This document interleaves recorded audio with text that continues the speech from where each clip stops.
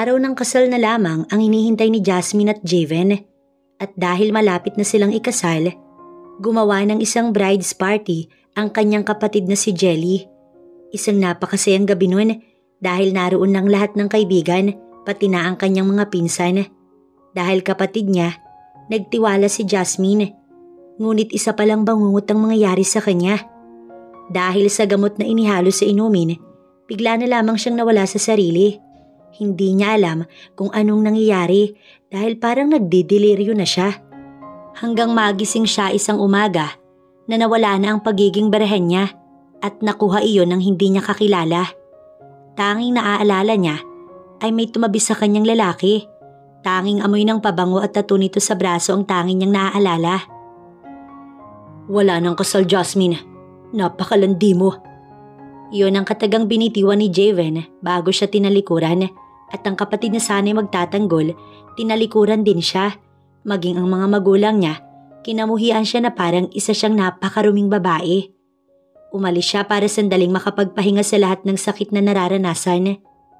Ngunit gano'n na lang ang gulat niya nang makita sa social media na ikinasal si Javen at si Jelly na kapatid niya. Para siyang mababaliw. Kaya imbis na sana'y uuwi, hindi niya ginawa at nagpakalayo-layo na lamang. Walang sino man ang sinabihan niya hanggang sa malaman niyang buntis siya at hindi alam kung sino ang ama ng batang nasa sinapupunan. Makilala kaya ni Jasmine kung sino ang lalaking nakabuntis sa kanya?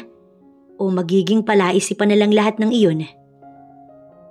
Ate, sabi po pala ng teacher ng triplets may meeting daw po bukas ng hapon. Okay, sige Dinah, salamat. Ibinaba ni Jasmine ang panulat at itiniklop ang record book. Mukhang narito na ang kanyang triplets. Siya si Jasmine Anchero at ito ang kanyang kwento. 7 taon na ang lumipas nang maranasan niya ang masaklap na kapalaran. Ngunit kinaya niya. Wala siyang ibang kinapitan, walang hiningaan ng tulong at walang ibang karamay kundi ang kanyang sarili. Sa mga nangyari sa kanya noon ay mas tumatag siya, mas tumapang sa mga hamon ng buhay at mas naging matalino sa pagpili ng mga taong mapagkakatiwalaan. Dahil ranas ni Jasmine kung paano ipahamak at ikatwa ng kanyang sariling pamilya at kapatid. Simula nang umalis siya, wala na siyang kontak sa mga ito. Pero nitong nakaraan, tila pinaglalaroan siya ng tadhana. Binuhay niya ang sarili sa sariling sikap. Mommy! Tumayo siya sa kinauupo ang swivel chair nang pumasok ang bunso niyang si Roshine, ang makulit at bibo niyang dalagita. Mahilig itong kumanta at mag-drawing. Mommy, we're here! Sumunod si Roshana. Matalinong bata at may pinakamaraming medal sa 3. Hilig kasi talaga nito ang mag-aral. Kung nasa bahay ay nagbabasa lamang ito maghapon. Tahimik na pumasok si Rosham, ang panganay na lagi nalang nagpapahuli. Dahil ang sabi nito, kailangan itong unahin ng mga kapatid dahil ito ang panganay. Seryoso ito lagi at ayaw na binibiro. Nagagalit kapag kinukulit, lalo na kapag may ginagawa ito. They are her triplets. 2 ang babae at nag-iisa ang lalaki. At maswerte siya dahil kahit sobrang hirap noon, ay nakaya pa rin niya ang lahat ng pinagdaanan. Dahil sa sarili niyang pera, nakapagpatayo siya ng isang restaurant. Nagkikater din sila at nagde-decorate sa mga events na kaya niyang mag-isa't kakayanin pa rin niya. How are you, Mommy? Isa-isang nagmano ang 3. Sinasanay niya ang mga bata habang bata pa lamang para lumaking mabuti at magalang na mga bata. I'm fine, Roshane. Thank you. Kayo, kamusta ang school niyo, ha? Fine. Sabay-sabay na sagot ng 3. Matapos mailapag ang bag, ay kanya-kanya nang labas sa opisina niya ang mga ito. Nasa bahay siya ngayon dahil may inaayos na siyang plano para sa isang event sa Sunday. Friday na ngayon, kaya kailangan niyang tapusin ito para magawa ng kanyang mga tauhan. Ito siya, sa dami ng mga nangyari sa buhay niya, nakatayo pa rin kahit mag-isa lamang. Ni minsan, hindi siya hinanap ng kanyang mga magulang. Masakit oo, pero hinayaan na lamang niya. At ang tungkol sa kapatid niyang si Jelly at sa ex niyang si Javen, sana ay masaya sila sa buhay nila ngayon. Isang businesswoman na tatayo para sa mga anak. Hindi niya alam kung nasaan ang ama ng kanyang mga anak. Ayaw na niyang alamin dahil hindi niya naman kilala kung sino nga iyon.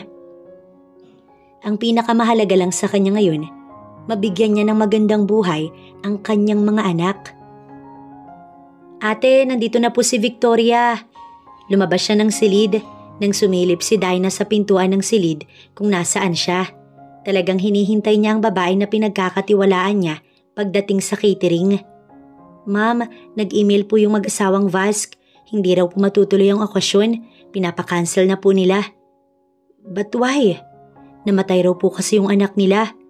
Isang binyag sana ang gaganapin at ang restaurant niya ang magde-decorate at cater. Kilala niya ang mag-asawa dahil iyon ang kapatid niyang si Jelly at si Javen na ex niya ang asawa nito. Ngunit mukhang hindi alam ng mga ito na siya ang may-ari. Bigla siyang nalungkot dahil pamangkin niya ang sanggol. Bakit raw? Hindi po idinitalye, ma'am. Parang kumirot ang kanyang puso. Sige, salamat Victoria. Anya na lamang para matapos na ang usapan. Mula sa malayo, tahimik na nakatanaw si Jasmine sa likod ng puno ng akasya. Nagkasya lamang siya roon para makilibing sa kanyang pamangkin. Hindi siya nagpakita. Ayos na sa kanya ang distansyang ito para masilayan ang inililibing na sanggol.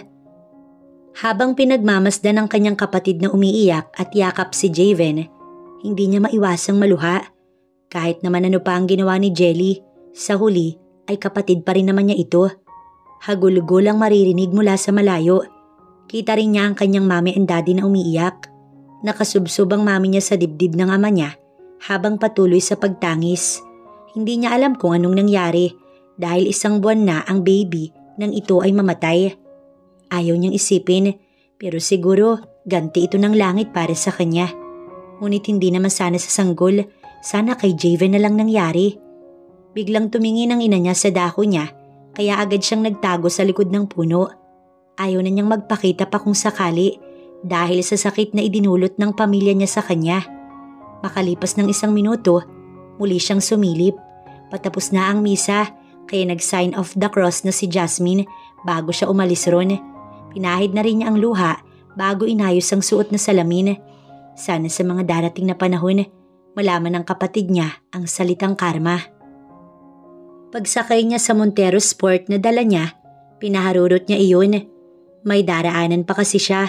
Ang sabi ni Victoria na PA niya, luma na nga raw ang mga ibang utensils nila kaya ipinalista niya na para mabili niya. Mami, sino po yung nandun sa grave? Tanong ni Roshane na bunso niya. Ito talaga ang palatanong sa tatlo. A family anak pero wag na ninyong isipin na ipag-pray na kasi ni mami ang nakalibing dun. Dala niya ang tatlo at habang naroon siya sa cemetery kanina, nasa sasakyan lang ang mga ito. Masunurin ang mga ito kaya naman hindi siya kinabahan na baka lumabas ang isa sa mga anak niya. Nangako kasi siyang magmumol sila ngayong Sabado. Noong 1 linggo pa sana pero masyadong busy kaya heto at ngayon pa lamang niya tinupad ang pangako. Sa edad na 7 ay hanggang balikat niya na ang mga ito. Nasa 5'4" lang kasi siya kaya medyo hindi talaga katangkaran. Mami, gusto ko po ng bagong dollhouse. Napangiti siya nang sabay na tumingin si Rosham at si Roshana. Sinamaan ng tingin ng dalawa ang bunso. Why? Si mami ang kinakausap ko eh. 5 na ang dollhouse mo, Roshane. Tapos magdadagdag ka na naman. Kung pwede naman sanang gawing bahay yun, okay lang. Pero kalat lang sa kwarto natin. Tapos dadagdagan mo ulit. Hindi na nakapagpigil ang panganay. Oo nga, makinig ka kay Kuya Roshane. Bakit hindi libro yung ipabili mo? Mas magagamit mo yun. Dugtong pa ni Roshana. Enough na. Pinagtutulungan nyo na naman ang kapatid nyo. Saway niya habang naglalakad sila sa entrance ng mall. Mami si Roshane. Tinignan niya ang tatlo. Kapag ganun, biglang titigil ang mga ito. Ang mga ugali ayusin ninyo. Narito tayo sa public place. Warning niya sa tatlo. Sorry mami. Sabay na sabi ng tatlo. Sa 2nd floor sana sila didiretso nang napatigil si Roshane sa paghakbang. Mami, may contest po doon no, look. Sabay turo sa mga taong nagkukumpulan. Hayaan mo na. Anya sa mga ito. Tara na Roshane. Kinuha ng kuya niya ang kamay nito at hinila. Pero gusto ko pong sumali. Sir Dark, parating na raw po ang lolo ninyo. Okay. Tumayo ang lalaki sa kinauupuan at lumapit sa salaming bintana. Tanaw mula roon ang lawak ng syudad. It's been a while nang mawala siya sa lugar na ito. Ilang taon din, pero heto, muli siyang bumalik sa Pilipinas para ipagpatuloy ang nasimulang kumpanya ng kanyang lolo. Ilang taon na rin nang madala siya sa isang dare ng kaibigan. Hindi niya alam kung anong kagaguhan ng ginawa niyang iyon. Pero talagang humanga siya sa ganda ng dalagang ipinakita ng kaibigan niya noon. Baka dahil doon, kaya siya napilitan. Isa pa, madali lang sa kanya ang mag-anyong tigre. Oras na nasa harapan niya na ang lalapain. And that's it. An innocent woman na nakuha niya at berhen pa ito. Hanggang ngayon, hindi niya makalimutan ng sandaling yun. Nasaan na kaya yun? Natuloy kaya ang kasal nito dahil siya ang nakauna sa babae? Ni ang pangalan ay hindi niya inalam, pero ang mukha nito, hindi niya talaga makakalimutan. Isang commercial industry at talent company ang itinayo ng kanyang lolo. At lumalago na iyon na maging sa abroad, unti-unti nang nakikilala. Dark, apo. Napalingon siya nang may magsalita sa likuran niya. Narito na ang kanyang lolo. Napakagwapo mo pa rin. And look at you, mas nadagdagan ng tangkad mo. Hiyang na hiyang sa buhay abroad ano. Lumapit siya at nagmano rito. Thanks lo. Tumatanda na nga talaga ang lolo Frank niya. Halatang hindi na rin ito kayang mamalakad ng malaking kumpanya. Nasaan na ang mga apo ko? Wala pa rin ba? Muli nitong pasaring. Paano nga ba? Wala siyang nakarelasyon ng matagalan sa ibang bansa. Just a fling para lang mabuhay ang dugo niya. At ang huling nakarelasyon niya, nauna na rito sa Pilipinas. Break na rin sila dahil hindi kontento sa isang lalaki. Wala na talagang matinong babae sa panahong ito. Kaya nga mas pipiliin na lamang niyang maging single kaysa ang maghanap ng bato na ipupukpok sa kanyang ulo. In no time lo, natawa naman ito. Hindi na ako makapaghintay, Dark. Bilang nag-iisang apo ay wala nang ibang kinukulit ang lolo niya kundi siya na lang talaga. At naiinis siya sa isipang yun. Bawat pagkikita kasi nila, hindi nawawala ang usapang apo na isa sa hindi niya magawa dahil wala nga siyang babae, anak pa kaya? Napakagwapo mo, mana ka sa akin, matangkad, maputi, at may makisig na pangangatawan, bakit wala pa? Lo, darating din tayo dyan. But for now, kailangan kong bumaba para makita ang bagong mga contestant para sa bagong talent and commercials. Binuksan niya ang pintuan at pinauna ang lolo niyang lumabas.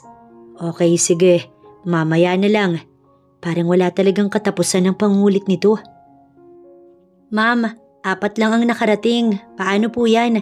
Dapat po kasi 5 sila para masimulan ng contest. Ano daw ang nangyari? Sambit ng event coordinator. Sumakit daw po yung ngipin ma'am kaya umiiyak at ayaw na daw sumali. Mula sa unahan, rinig ni Jasmine ang usapan ng 2 babae. Mukhang iyon ang staff ng event. Maraming tao. Mukhang sikat na talent company ang nag-organize dahil halos mapuno ang ground floor ng mall ng mga taong manunood. Dediretso na sana sila sa taas nang kulitin siya ni Roshane kaya heto at napadaan sila sa bahaging ito. Mommy, did you hear that? Pwede pa akong sumali. Please, Mommy. Nagulat siya nang magsalita si Roshane. Abat nakikinig rin pala ito sa mga nag-uusap. Naririnig niya kahit malakas ang tugtog at maingay ang paligid. Mukhang matalas na pandinig lamang ang namana ng anak niyang ito sa kanya. Mommy, tara na po. Hayaan mo na iyang si Roshane. Hindi po nakikinig. Sinamaan ng tingin ng bunso ang ate nito. Roshana, quiet anak. Saway niya.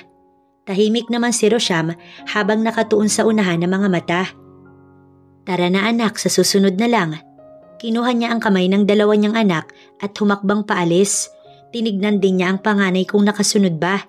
Naroon lang ito sa likuran niya. Excuse me ma'am, pero bigla silang tumigil nang may tumawag sa kanya. Akala niya ay kung sino ang tinatawag nito. Pero nang tumakbo palapit ang babae sa harapan nila, tumigil sila sa paglalakad. Yes, ako ba ang tinatawag mo? Ngumiti ito at tinignan isa-isa ang mga anak niya. Walang itulak kabigin isa man sa mga ito. Dahil magkakasing tangkad lang ang tatlo, magkakamukha rin. Ang pagkakaiba lang ay lalaki si Rosham. Kulot si Roshana at straight ang buhok ni Roshane. Pero kung sa kulay ng balat, parehong maputi ang mga ito at magkakapareho din ng laki ang tatlo. Ma'am, baka ho pwede po natin silang isali sa contest, ang mga baby po ninyo. Napangiti si Roshane. Opo, pwede po ba? Nagagalak nitong sambit. Really baby? Gusto mong sumali sa contest? Nakangiting baling ng babaeng staff sa anak niya. Sunod-sunod na tango ang pinakawalan ng bata. Yes po. Ayos lang po ba, ma'am? Binalingan siya ulit ng babae. Maging si Roshane, nagpapaawa na rin sa klase ng titig. Oo, ayos lang. Pero ma'am, tinignan niya ang dalawang bata sa gilid. Pagbigyan na ninyo ang kapatid ninyo, okay? Smile na para sa kapatid niyo. Napilitan na lang din ang mga ito. Halos magkapareho talaga ang kuya at pangalawa na ayaw sa ugali ni Roshane. Makulit kasi ito. Siguro dahil bunso kaya ganun. Pero kung titignan, talagang bibo ito. Yun nga lang, kabaliktaran naman sa kuya at ate. Let's go baby! Hinawakan ng staff ang palad ng anak niya. Sunod din po kayo ma'am. Segunda ng staff, kaya kinuha niya ang palad ng dalawa pa niyang anak at sumunod sa babae. Sa dami ng tao, hindi sila makalusot. Mabuti na lamang at lumapit ang babaeng staff kanina sa kanila at pinapwesto sila sa gilid ng entablado. 5 ang lahat ng contestant at pang-5 numero ang anak niya. Kinakabahan ako kuya. Narinig niyang bulong ni Roshana sa katabi nito. Ako nga rin. Napangiti siya. Mukhang hindi pa talaga nakikita ng mga anak niya ang galing ng kapatid ng mga ito. Siya lang kasi ang nakakaalam nun. Lalo na nang makita niyang nag-perform si Roshane sa kindergarten noong 5 years old ito. Naisali na rin ng teacher niya sa school contest ang bunso niya. At second place ito sa 7 mga contestant. Wala kasing costume noon si Roshane dahil hindi naman sinabi ng guro nito na kailangan pa pala yun. Kaya hindi ito nag-first dahil walang costume ang anak niya. At noong 6 years old, sumali din ito sa district contest. At dahil bata pa, second pa rin ito dahil grade 6 to grade 2 na ang mga kalaban. Siguro, namana ni Roshane ang talent sa ama nito kung sino man ito. Dahil kung siya, wala talagang mahihitang talento sa kanya. Yun lang magluto ang alam niya. Pero ang kumanta-kanta, baka pati ang kaldero, tumakbo sa pangit ng boses niya. Good luck anak. Lumapit siya nang makitang pumwesto na ang mga ito sa gilid ng stage. Binihisan din si Roshane at ang ganda-ganda ng kanyang anak. Naluluha siya dahil noong mga baby ang mga ito, wala talaga siya halos tulog dahil mayat-maya kong umiiyak dahil nagugutom. Sa 3 bang iyan, hindi ka magiging zombie, lalo na at siya lang ang mag-isa. Huli niya nang nakuha bilang katuwang si Dinah. Noong mag-iisang taon na ang mga anak niya. Dahil hindi na talaga niya kaya na siya lamang mag-isa, lalo at ang lilikot ng mga ito. Thank you, Mommy. Ngumiti ito sa kanya. May mga iba pang nanay din doon at masama ang titig sa kanya. Pero hindi siya pumapatol sa mga taong makitid ang utak. Kung nakaya nga niyang pagpasensyahan si Jelly at ang pamilya niya, ito pa kayang mga nanay na mukhang gustong magmana ng talent company na nag-organize ng contest na ito? Birit Bulilit 2024 ang title ng patimpalak. Handa na ba kayo? Anang host, hiyawan at palakpakan ng mga tao sa paligid ang pumailan lang. Tumingin siya sa mga hurado. Sa unang upuan, babae na may edad na. Pangalawa ay matandang lalaki. At pangatlo, bigla siyang natigilan. Nilingon niya ang 2 mga anak. Sa mukha ni Rosham siya tumigil. Muli ay tinignan niya ang lalaki. Kinabahan siya. Hindi alam kung bakit. Tinignan niya ang braso nito. Wala siyang maapuhap dahil naka-long sleeve ito ng black. Hindi mawala ang kabog ng dibdib niya. Para kasi talagang hawig na hawig sa anak niya. Sa 3 mga anak niya. Pero imposible naman yata yun. Tadhana, hindi siya naniniwala doon. Pero karma oo. Binalingan niya si Roshane. Nakangiti lang ito at halatang hindi kinakabahan. Tinignan niya muli ang lalaki at sa anak niya ito nakatingin. na nasa gilid ng stage. Ngunit biglang inilibot nito ang paningin at nakita niya iyon kaya agad siyang umatras para itago ang sarili sa poste. Nagtaka ang mga anak niya nang hilahin din niya ang mga ito. "Why, mommy?" Sambit ni Rosham. "Wala anak, anya na lamang para itago ang kaba sa puso. Imposible naman yata kung halimbawa ngang ito ang ama ng anak niya." Let's give her a round of applause. Contestant number 5. "Mami, si Roshane na po." Galak na galak ang dalawang mga anak niya habang nakatitig sa bunsong kapatid ng mga ito. Nakangiti itong umakyat sa entablado. Natapos na ang mga nauna rito.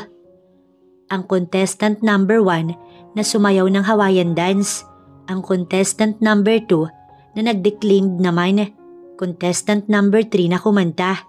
Contestant number 4 na sumayaw rin kasama ang mami.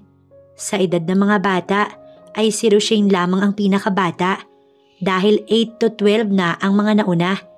Kinakabahan tuloy siya dahil magagaling din ang mga ito.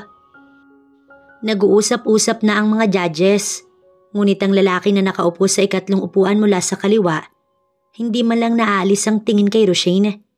Nakapangalumbaba ito gamit ang kanang kamay at naroon sa anak niya ang tanaw. Parang mas kinakabahan siya. Hindi niya alam kung bakit ito nangyayari. Alam niyang hindi lahat ng kaba niya ngayon ay para sa bunso niya. May iba na hindi niya mawari kung para saan at kung bakit. "What's your name, baby girl?" Nakangiting tanong ng babaeng host. "My name is Roshane Marie Anchero. I am 7 years old." Masigla at nakangiting sagot ng anak niya. Masigabong palakpakan ng pinakawalan ng madla maging ng mga judges. "Ang galing ni Roshane, mami." Namamanghang usal ni Roshana na nasa tabi niya. Umiti lang siya't hindi naalis ang tingin sa bunsong anak. "Wow, ang ganda naman ng pangalan mo. So, Roshane Marie, ano ang gagawin mo ngayon?" "Kakanta po." Ito po palang si Roshane Marie ay nahugot lang namin dito sa loob ng mall. Dahil ang totoong contestant ay sumakit ang ngipin, kaya si Roshane ang hindi po nakapaghanda. At ito ang pinaka-exciting part."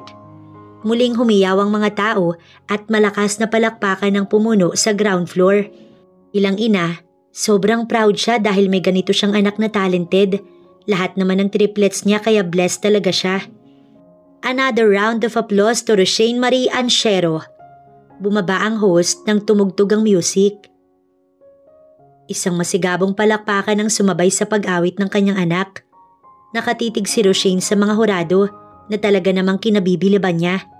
Alam kasi nito kung sino ang dapat na tignan o kung saan lang dapat titingin.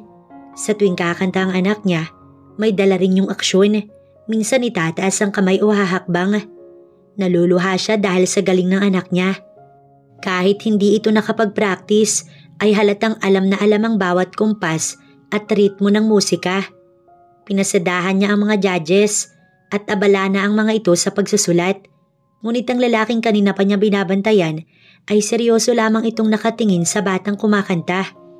Bigla itong tumingin sa kanya at sumunod ang mga mata ng mga madla, maging ang mga judges. Agad siyang lumihis ng kaunti dahil ang mata ng isa sa mga hurado ay nasa sa kanya. "Mami, bakit po?" tanong ni Roshana. "Wala anak," mahinang sagot niya. Nang bumaba si Roshane, diretso ito sa kanya. Kaya kinuha niya ito at mabilis silang nagtungo sa likod. Para kasing may kakaiba talaga sa lalaking yun. Hindi sila pwedeng magtagal dun dahil kinakabahan siya. "Ma'am, sandali lang po." Ang staff ang pumigil sa kanya. "Pasensya na pero kailangan na naming umalis. Pagbibihisin ko na lang yung anak ko, taalis na kami, miss." Aligaganyang sabi habang hila-hila ang 2 sa 3 mga anak. Nakasunod lang si Rosham sa kanila. "Pero ma'am, hindi pa ho tapos. Hintayin niyo po muna kung sino ang nanalo. Malay mo mapili ang baby niyo at maging isang commercial model." Tinignan niya si Roshane at nakangiti ito. "Sorry miss ha, kailangan na talaga naming umalis."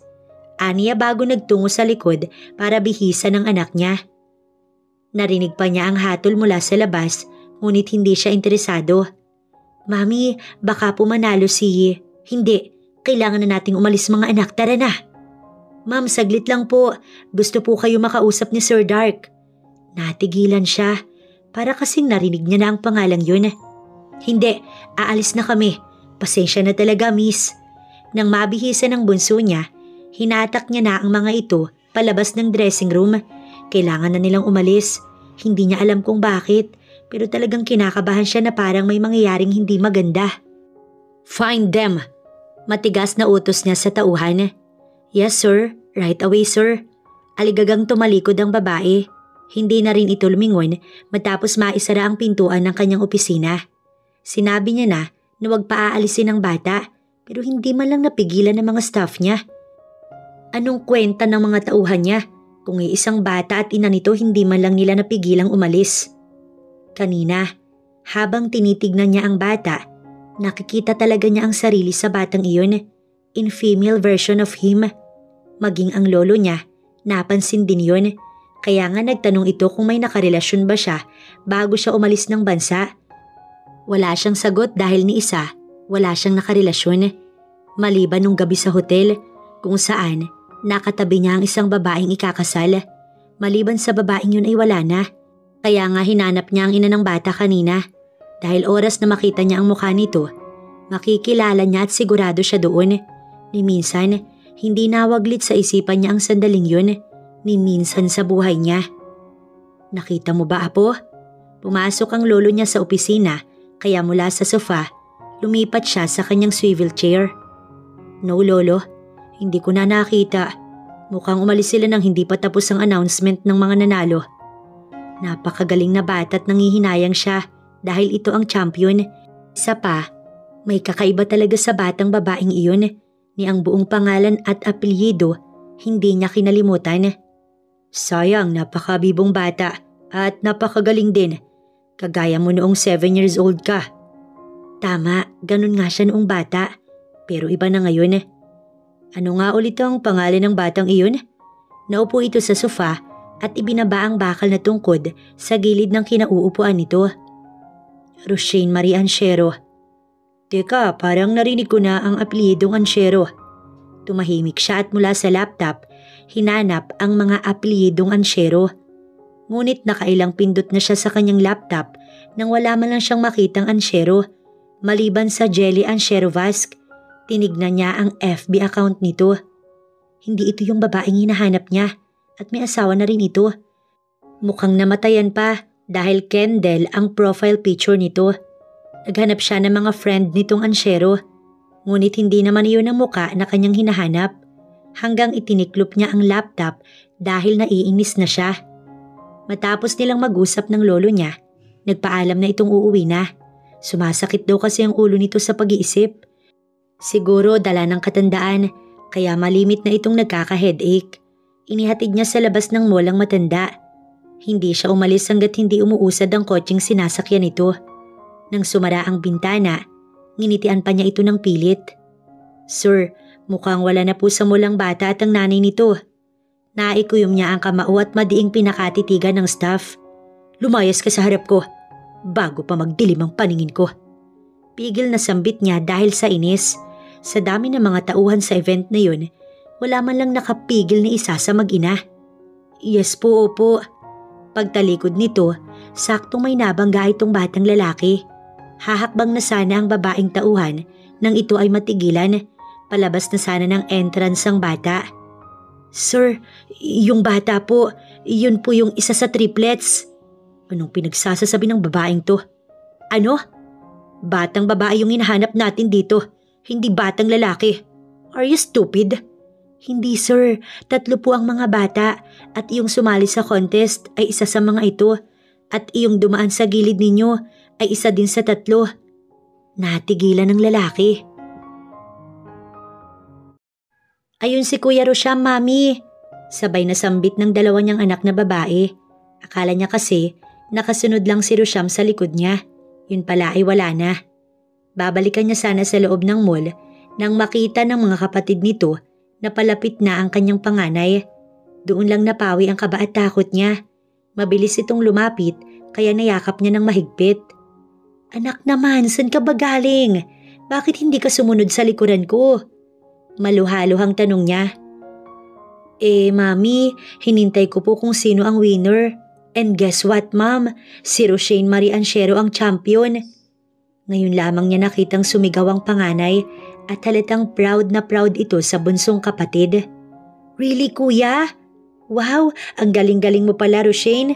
Sabay-sabay na nagpalakpakan ng tatlo habang siya naman panay ang hagod sa ulo ng kanyang panganay dahil talagang kinabahan siya doon.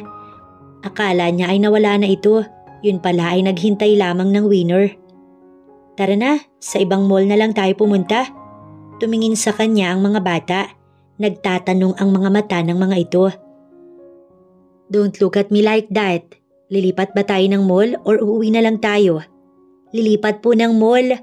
Tumango at ngumiti siya sa sagot ng tatlo. Di let's go. Ang mahuli pangit. Sigaw niya habang patungo sa kotse na nakaparada sa parking lot ng mall. Tawanan at hiyawan ng dalawang babae niyang anak ang tanging pumapangibabaw sa buong lugar. Nauna si Rosham, sumunod si Roshana, pangatlo si Roshane at siya ang huli. Si Mami pangit. Isang kiliti sa tagiliran ang isinagot niya bago isinara ang pinto ng backseat. Kailangan na niyang magmadali hanggat hindi kasi sila nakakaalis, hindi talaga mawawala ang kaba niya. Nang makarating sa pupuntahan, ipinarada niya ang sasakyan sa parking area ng gusali. Gaya ng nakagawian, hawak niya ang dalawang anak na babae at ngayon pinauna niya na si Rosham. Baka kasi matulad na naman kanina at ano pa ang mangyari. Ang kaba niya ay biglang napawi nang pumasok sila sa SM Makati. Mami, bibili na po ba tayo ng dollhouse? Kahit iyon na lang po yung makuha ko sa pagiging winner ko kanina. Nagmamakaawang sambit nito habang nasa escalator sila paakyat ng second floor. Opo mami, champion naman po si Roshane eh. Kanina lang ay panay pa ang pagtatalo ng mga ito. Abay himalat nagbago ang tono ng pangalawa niya. Okay. Matapos natin sa mga utensils, tsaka tayo dadaan sa toy shop, okay? Galak ang namutawi sa labi ng bunso niya. Deserve naman iyon ni Roshane dahil hindi ito nangulit na maghintay sila sa kung sino ang nanalo sa contest. Pero biglang napawi ang ngiti niya nang makita si Jelly at kasama nito ang ex niyang si Javen. Mula sa malayo ay kita niya ang kapatid na puno ng kalungkutan ng mga mata. Dediretso pa sana ang mga anak niya nang pigilan niya ang mga ito. Bakit ba ayaw siyang tantanan ng mga taong hindi niya na kailangan? Kahit yata sa ang mall sila pumunta, may panira ng araw niya. Bakit kaya narito ang mga ito? Bakit po mami? Tanong ni Rosham. Sa toy store muna tayo mga anak. Anya, bago lumiko sa kaliwang bahagi ng lugar. Ayaw na sana niyang magtagpo ang landas nila. Pero mukhang ayaw siyang payagan ng tadhana. Matapos nilang mag-shopping, kumain muna sila sa McDo sa loob mismo ng mall.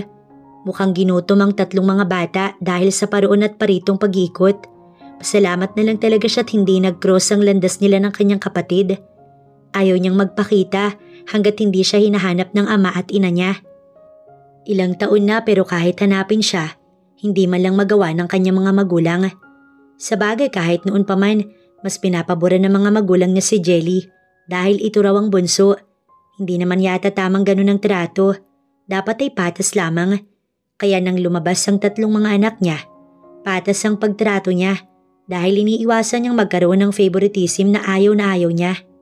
Naranasan niya na sa mga magulang kaya hindi niya yun ipaparanas sa kanyang mga anak. Doon tayo babe. Natigilan siya't natuod sa kinauupuan. Hindi niya makakalimutan kailanman ang tinig ng kanyang kapatid. Mula sa entrance ng fast food, siya'y nakatalikod habang ang tatlo nakaharap naman dun. Ako na ang mag-order. Muling sambit ng babae.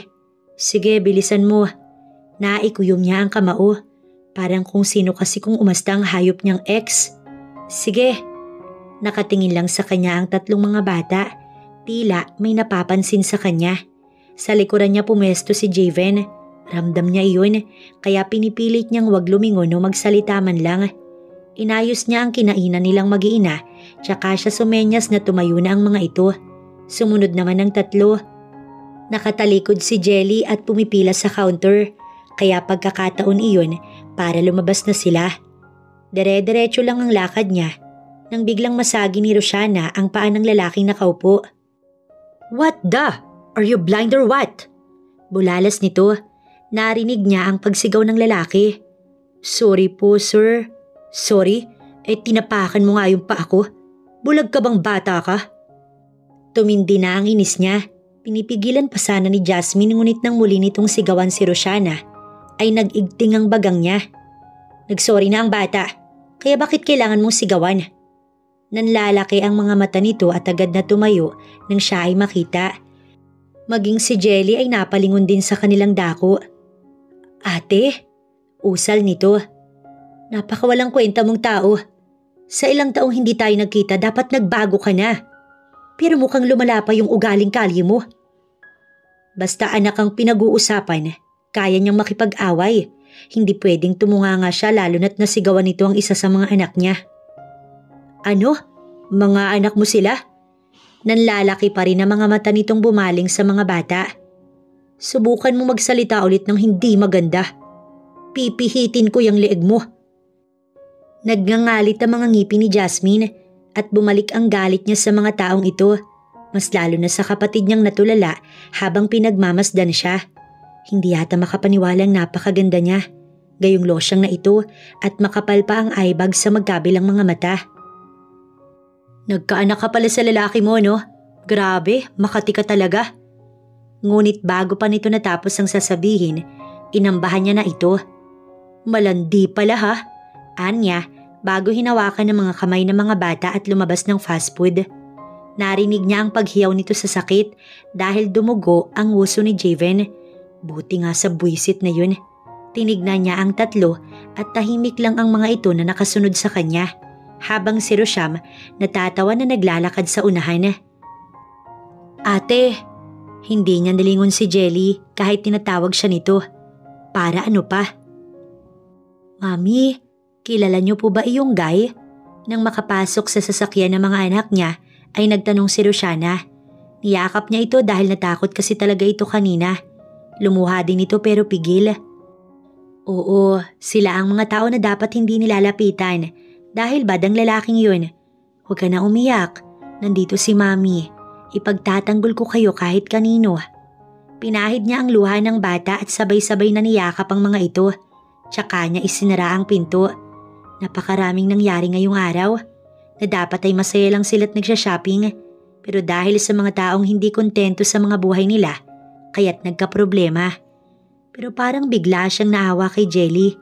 Noon ay napakaganda nito, tapos makikita na lang niya na kahit yata ang magsuklay, hindi na nito nagagawa, habang si Javen ay todo porma.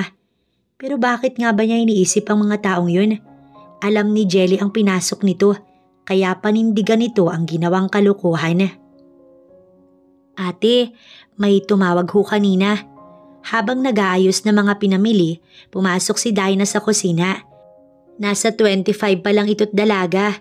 Pero mukhang wala pa sa isip ang mag-asawa. Mabait si Dinah at mapagkakatiwalaan niya sa tuwing nasa restaurant siya. Sino raw? Isang talent company daw po. Napatigil siya sa paglalagay ng mga gatas sa fridge at tumingin sa babaeng kausap. Bakit raw? Ang sabi ho, bukas ng 8 AM daw po ay pumunta po kayo sa Stars Company sa Makati. Mukhang kukunin nilang commercial model si Roshane ate. Nagtaka siya. Hindi kaya yun ang contest na sinalihan nila kanina?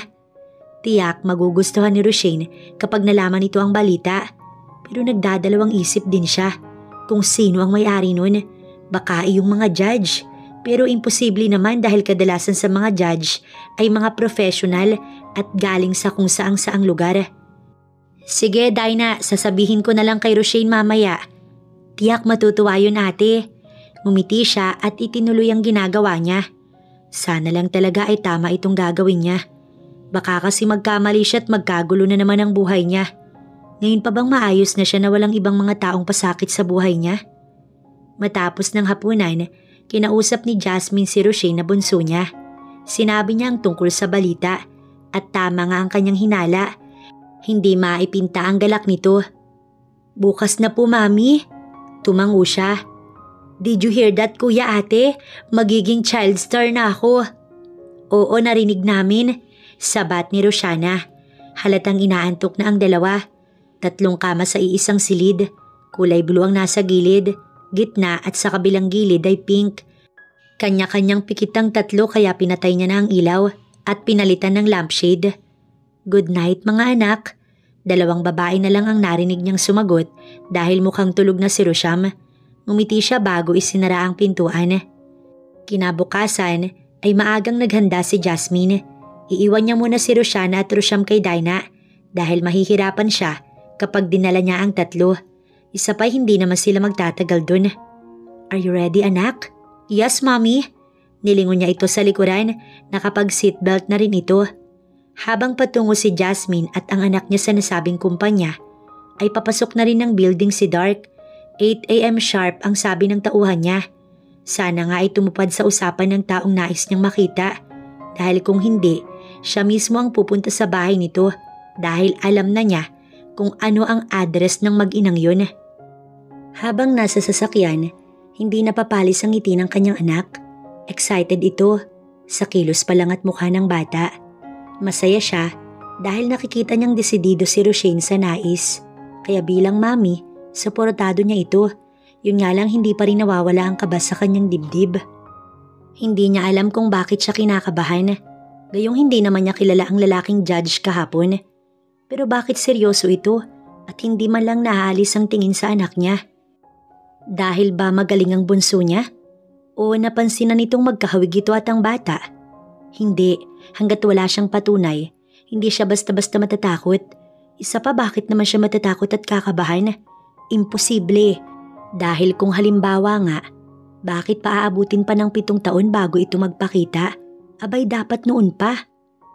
Mami, bigla siyang napukaw sa malalim na pag-iisip. Yung phone po tumutunog.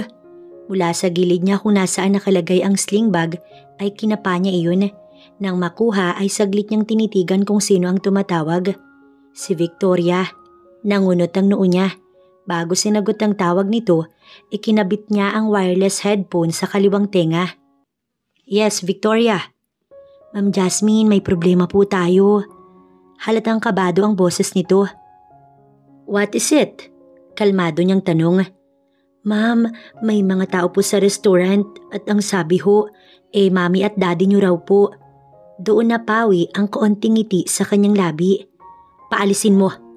Seryoso niyang sabi. Ma'am, ayaw pong umalis. Kanina pa po sila rito at hihintayin ka daw po nila. Isa pa, nagugulo ang mga customers dahil panay ang iyak ng babae. Sige, pupunta na ako dyan. Tinignan niya ang anak. Biglang napawi ang ngiti nito. Pero mami, mahinang sambit ng bata. Sorry anak, may nanggugulo daw sa restaurant. Kailangan ko munang ayusin pero don't worry, matutuloy ka anak. Kung ano man ang nangyayari sa restaurant, sigurado siyang kagagawan ito ni Jelly. Dahil eto lang naman ang nakakita sa kanya sa mall. Kahit namatayan na ang kapatid niya, masama pa rin ang ugali. Kailan ba magbabago ang pagiging peke nitong kapatid sa kanya? Akala mo ay concern. Akala mo ay masaya sa success ng iba. Yun pala sa loob nito, nagngingit-ngit sa galit dahil sa inggit. Alam niya naman na noon pa, pero dahil kapatid niya, iniisip niyang hindi nito magagawa ang ganoong mga bagay.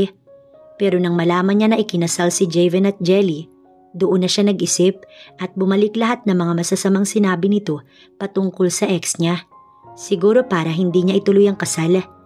Pero pasalamat pa rin siya sa kapatid nito dahil ito ang sumalo sa basura niya. Ugaling kalye na hindi niya nakita nun dahil in love siya.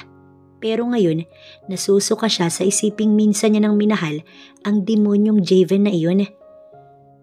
Pagdating sa restaurant, pababa pa lamang siya ng kotse, rinig na mula sa labas ang ingay ng kanyang ina. Hindi niya pinababa si Roshane. Ma'am, salamat at nandito na po kayo. Kinakabahang lumapit si Victoria. Ikaw muna ang sumama kay Roshane sa Stars Company ngayon dahil 7:40 a.m. na. Baka matagalan at maliit ang bata kapag hinintay niya pa ako. Bulong niya rito. Yes po ma'am. Sige na, umalis na kayo. Pagtalikod ng tauhan niya, diretso na siyang pumasok sa loob. May mga customers at panay ang tingin ng mga ito sa kanyang mami. Jasmine anak. Hindi siya sumagot at dumiretso na lang sa kanyang opisina. Alam naman niyang susunod ang mga ito kaya hindi na kailangang sabihan. Hindi sila pwedeng mag-iskandalo sa restaurant niya dahil dugo at pawis niya ang ipinuhunan niya rito, maging malago lamang ang kanyang negosyo. Tama nga siya, sumunod ang mga ito. Naupo si Jasmine sa swivel chair at tumingin sa papasok na ina at ama niya. Bakit kayo narito? Seryosong usal niya. Ganyan ka na ba sa mga magulang mo, Jasmine? Ang Daddy Franz niya ang sumagot dahil umiiyak ang kanyang mami. Bakit, Dad? Sa nakalipas na mga taon ba? Hinanap man lang ba ninyo ko, ang panganay ninyong anak? Sarkastiko niyang tanong. Walang ipinagbago. Matataas pa rin ang tingin ng mga ito sa sarili. Anak, hinanap ka namin. Pero ang sabi ng kapatid mo na sa ibang bansa ka raw. So, si Jelly pa rin pala ang pinaniniwalaan niyo hanggang ngayon? Ako ba, Ma'am, Dad? Ni minsan ba pinaniwalaan niyo? Ayusin mo ang tono ng boses mo, Jasmine. Anak ka lang namin. Nag-igting ang bagang niya. Oo nga naman. Pwes simula ngayon, pinuputol ko na ang pagiging magkapamilya natin. Nakaya ko nga ng 7 taon na wala kayo. Kaya makakaya ko pa rin kahit wala na akong mga magulang. Biglang hagulgol ang kanyang mami. Anak, patawarin mo kami. Patawad? Pag-iisipan ko muna, Ma'am. Nagbago ka na talaga, Jasmine. Hindi na ikaw ang panganay namin ng mami mo. Naikuyom niya ang kamao. Nagbago? Hindi, Dad. Hinubog lang ako ng mundo sa tunay na kulay ng paligid. Na hindi lahat ng nakangiti sa'yo ay totoo na. Na hindi lahat ng mga nakapaligid sa'yo ay tao. Dahil minsan, ahas ang iba. Huwag mong idadamay si Jelly rito. Dahil siya ang nagsabi na narito ka. Sabi na nga ba eh. Naging mabuting anak naman pala yung bunso kong kapatid. Malis na kayo. Hindi ko kailangan ng mga magulang. Anya, bago tumayo sa kinauupuan at lumabas ng silid, tinawag pa siya ng ama niya, ngunit hindi na niya nilingon pa. Mas kailangan siya ni Roshane ngayon. Kailangan niya makahabol sa anak niya. Dahil alam niyang napipilitan lang iyon na magpahatid kay Victoria. Sir, nandyan na po ang bata. Sige, susunod na ako. Anya, at inilapag ang hawak na larawan. Isang napakagandang babae ang nakangiti roon. Ang babaeng hindi niya nakalimutan, lumipas man ng 7 taon. Yun nga lamang ay nangihinayang siya dahil malamang sa malamang kasal na ang babae. Isang buntong hininga ang pinakawalan ni Dark bago lumabas ng opisina. Nasa conference room ang kanyang kamiting. Naroon iyon sa dulong bahagi ng pasilyo. Habang naglalakad, kinakabahan siya na hindi niya mawari kung bakit. Sa tagal niyang nakikipagharap sa mga talents, ngayon lamang siya kinabahan. Pagbukas ng pinto, agad na tumayo ang mga naroon. Inilibot niya ang paningin. Ngumiti si Dark nang makita si Roshane Marie na naging champion kahapon sa contest. So adorable at napakaganda nito sa suot na pink balloon dress na pinarisan ng pusha pink boots. Sunod niyang pinasadahan ng katabi ng bata. Tila bigla siyang nadismaya nang hindi iyon ang babaeng nais niyang makita. Mukhang nagkamali siya sa mga ideyang pumapasok sa kanyang isipan. Good morning, sir.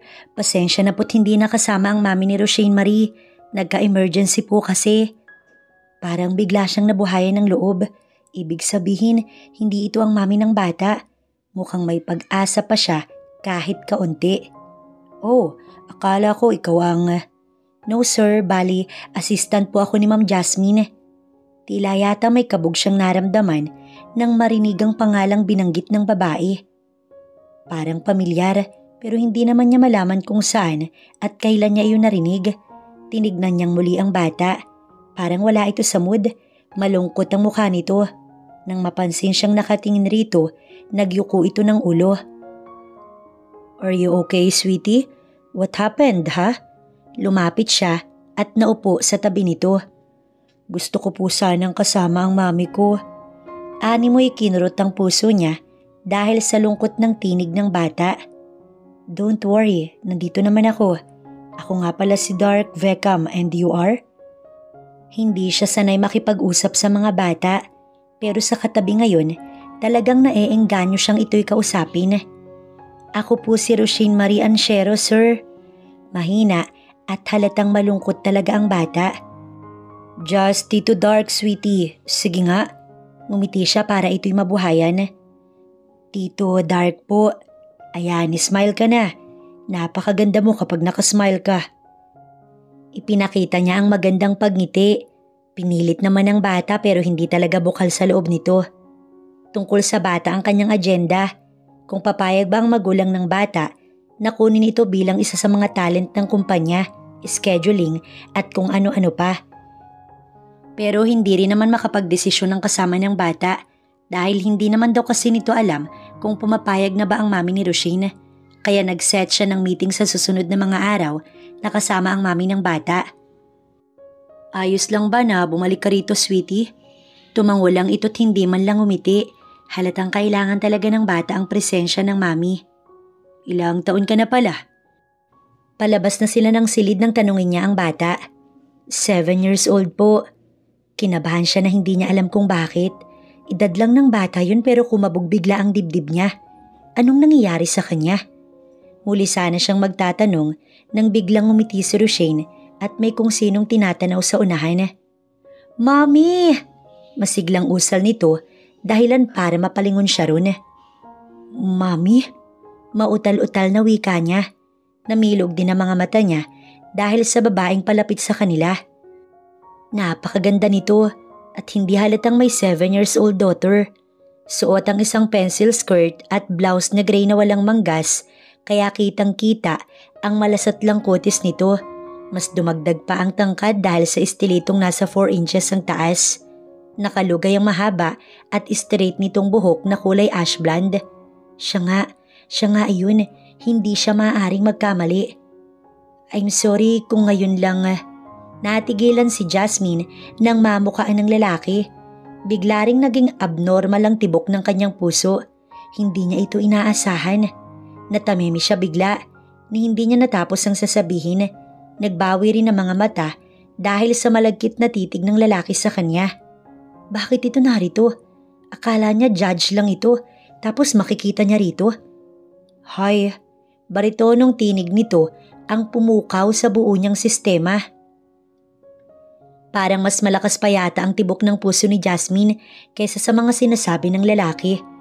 Hindi rin siya makapag-concentrate sa mga paliwanag nito dahil sa samot-saring gumugulo sa kanyang sistema. Nasa harap lang ito ng long table sa loob ng silid kung nasaan sila ngayon. Nauna nang umalis si Victoria dahil kailangan ito sa restaurant, kaya nga ang natira, siya si Dark at ang bunso niyang anak na abala naman sa kaka-cellphone. Oo nga't nagsasalita ito pero ang mga mata hindi mapoknat sa kabuuan niya na animoy may hinahanap ito roon. Miss Jasmine, ano ang sagot mo? Is that a yes? Para siyang natuod ng saglit nang lumapit ito at nagtanong. Siguro ay nasa 2 dangkal na lamang ang layo ni Dark sa upuang kinaroroonan niya. Muli ay dagundong na naman ang kabog ng puso niya nang maamoy ang pabango nito. Nabawi niyang bigla ang mga mata at kahit may aircon, ramdam niya ang pagpapawis ng noo niya at palad. Nagkakamali lang ba siya? O ito talaga ang lalaking? No, imposible yun. Napaka-imposible nun. Hindi napipigilang sumalungat ng kanyang isipan. Mukhang mahilig ito sa long sleeve dahil kahapon, dark ang long sleeve nito. Ngayon naman ay maroon. Kung sana nakikita niya ang braso nito, baka sakaling doon niya mapatunayan ang haka-haka ng isipan. Nagtanggal bara muna siya sa lalamunan bago niya ito sinagot. Okay lang naman sa akin. Nakaya pa rin niyang kontrolin ang tinig. Siguro naman nag-usap na kayo ng asawa mo tungkol rito, hindi ba? Kahit lumayo ito at bumalik sa kinauupuan, hindi pa rin napawi ang kaba niya. Naiinis siya sa sarili dahil hindi naman talaga napapatunayan na ito talaga ang lalaki nakakuha sa kanya 7 years ago. Tapos kung kabahan siya ay wagas. Siguro kung hindi lang siya marunong magkontrol ng sarili, baka kinilig na siya sa taong ito. Mabuti na lang at hindi siya teenager na tumitili-tili kapag ginitian ng lalaking kagaya nito. Okay, fine. He is handsome. Totally handsome. Pero siya ba? Madadala sa kakisig ang taglay nito? No way. Parang utak at puso niya ang naglalaban-laban sa mga sandaling ito. Oo, pumayag naman siya. Kailangan niya magsinungaling.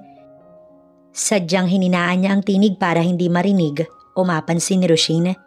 At nang balingan niya ang bata, lihim siyang nagdiwang. Pero nang pumihit siya paharap sa lalaki, kita niya ang paggalaw ng panga nito. Galit ba siya? He is a lucky guy. Anito na parang namimikon, pero hindi niya napaghandaan nang sumagot si Roshane. Mommy, you're lying. Wala po kaming daddy, remember?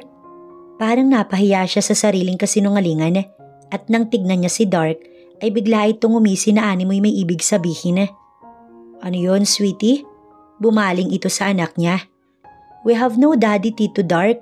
Sabi ni Mommy, baby pa lang po kami, wala na si daddy. I think he's dead or gone, I guess. Natamemi siya at natuod dahil sa batang masyadong madulas ang dila. Opo, kasi po, triplets po kami. Si Kuya Rosham, si Ate Roshana, at of course ako po. Ngumiti ito't muling bumalik sa paglalaro ng game sa cellphone.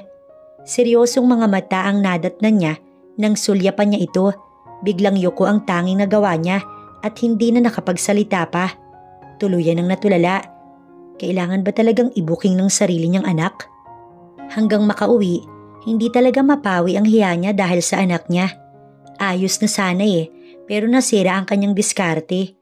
Hindi na rin sana niya tatanggapin ang kontrata, pero si Roshane ang kanyang iniisip. Umaasa na kasi talaga ito na sa Saturday ang unang sabak nito sa taping. Nagulat nga siya dahil diretso na agad sa taping, gayong hindi pa naman ito sanay. Pero nang tanungin ng bunso niya, pumayag naman ito agad.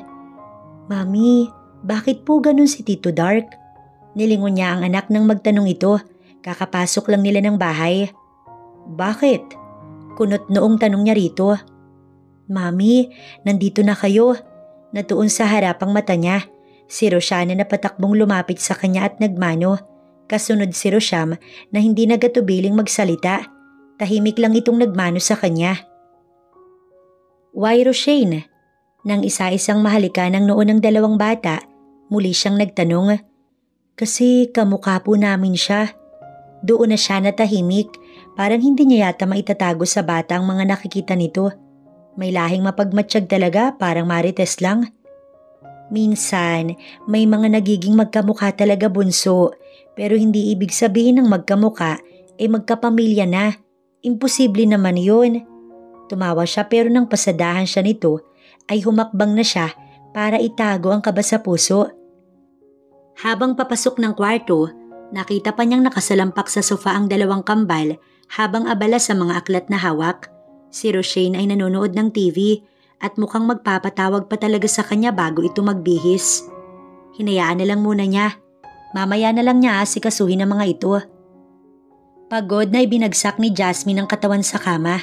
Isinara din niya ang pinto upang hindi siya maistorbo ng tatlo. Para kasing pagod siya ngayong araw. Mukha yatang sunod-sunod na ang pagpapakita ng mga taong ayaw na sana niyang makita. Katulad sa daddy at mami niya, kay Jelly kahapon at kay Javen, at mas lalo kay Dark na mukhang may ibang iniisip. Ano bang pakailam nito kung walang ama ang mga anak niya? Kung tatlo ang mga bata, ano naman? Bakit may problema ba ito roon? Nagtataka talaga siya dahil sa mga kakaibang ikinikilos nito. Bakit kaya? Kahapon pa niya napapansin na may kakaiba talaga sa titig nito, lalo na sa anak niya. Sa bagay, maging siya nga rin naman naghihinala sa taong yun, lalo na nang maamoy niya ang pabango nito. Pero baka naman nagkataon lang. Kung sana pwede siyang magtanong kung may tattoo ba ito sa braso, ginawa na niya. Pero baka naman isipan pa siya nito ng kung ano-ano kaya wag na lamang. Mag-aalas 4 na ng hapon nang may pumaradang sasakyan sa tapat ng kanilang gate. Nasa labas kasi siya habang kaharap ang laptop at nakaupo sa upuang bakal na may bilog na lamesa na nakapwesto sa ilalim ng puno ng duhat. May mga events na sinisiguro kung tuloy ba ang pag-cater ng restaurant niya o hindi para sa scheduling at nang hindi mahirapan ang kanyang mga tauhan. Hindi niya tinignan kung sino ang lumabas dahil may kadil siya ngayon. Tito Dark! Pero nang sumigaw ang bunso niya, ay doon na nilingon ni Jasmine ang tinatawag ng bata at namilog talaga ang mga mata niya nang makita si Dark na papasok sa gate. Binuksan pa ni Dinah. Lumapit na rin ang dalawa pa sa mga ito. Eto si Kuya Rosham, eto naman po si Ate Roshana. Isa-isang itinuro ng bunso niya ang mga kapatid nito. Kuya, ate, this is Tito Dark, pero kung sa muka para na natin siyang daddy, right? Natuod siya bigla sa kinauupuan dahil sa narinig niya. Kulang na lang ay mahulog siya sa kinauupuan dahil sa gulat sa sinabi ng bunso niya. Bakit ka nandito? Walang paligoy-ligoy na tanong ni Jasmine sa binata. Ngayon lang niya nakausap dahil ngayon lang ito tumigil sa pakikipaglaro sa mga bata. Hindi naman siya bastos na klase ng babae. Inalok niya ng upuan kaya naupo din naman ito sa tapat kung saan siya naroon.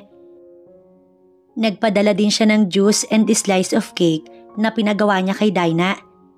Binibisita ko lang ang future child star ng company. Masama ba?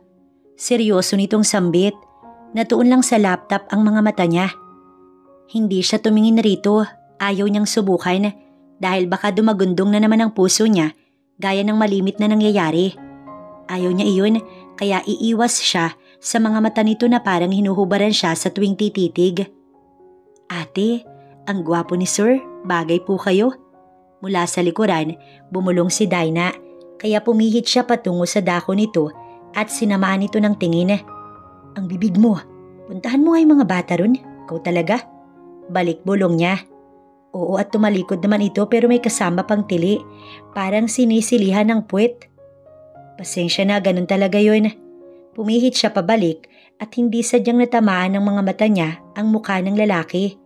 Nakangisi ito na parang nakakatawa ang kanyang sinabi. That's fine. Anong fine? Kailan naging fine ang asarin siya ni Dinah? Can I ask you a question? If you don't mind? Napabalik siya sa kausap. What is it? Depende sa tanong mo ang sagot ko. Hanggat maaari, magiging professional siya sa mga sasabihin at kilos. Kahit magpigil ng hangin para lang hindi marinig ng kausap niya ang kalabog ng puso, ay talagang gagawin niya. Nagsisimula na naman kasi iyong maging abnormal. Parang napapadalas na yata. Nasaan ang daddy ng triplets? Naibaba niya ang hawak na panulat at itiniklop ang laptop. Kailangang... Ate, may mga tao po. Pero wala pa nga siyang nasisimulang salita ay natigil na agad dahil sa humahangos na si Dinah. Sabay pa silang tumingin sa gate ni Dark at bigla siyang tumayo nang makita kung sino ang tinutukoy ng kasambahay niya. Jelly? Naibulong niya. Nakita nito ang tatlong mga bata at halata ang gulat sa mukha nito maging ni Javen. Siguro ay hindi napaghandaan ng mga ito na hindi lamang iisa ang mga anak niya kundi tatlo. Inutusan niya si Dinah na madaliin ang mga bata para papasukin sa kwarto. Sino po kayo? Nagtanong si Rosham pero sinenyasan niyang tumahimik at pumasok na lamang. Nagtataka ang tatlo pero sumunod naman agad ang mga ito. Sinundan pa ng tanaw ng dalawa ang anak niya. Tila napipi ang mga ito. Tumayo siya at sinabayan ni Dark. Lumapit ang dalawa sa kanya. Ate, kamusta ka? Ngunit kay Dark ang tanaw nito. Naligaw ka yata dahil wala kang ate rito, Jelly. Sarkastiko niyang usal. Nayuko ito at nagsimulang tumulo ang luha. Sorry ate, pero kilala niya ang ugali nito noon pa man. Huwag mo akong iyakan dahil buhay pa ako. Tsaka mo na ibuhos ang luha mo kapag namatay na yung asawa mo. Hanggang ngayon ba? Hindi mo pa rin matanggap na isa kang maruming babae, Jasmine?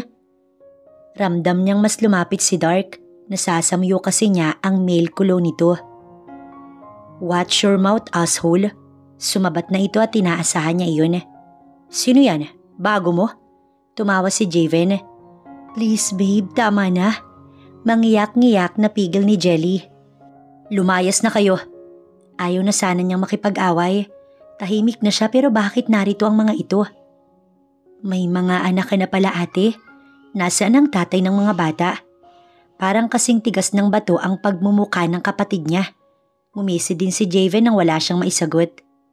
I am the father.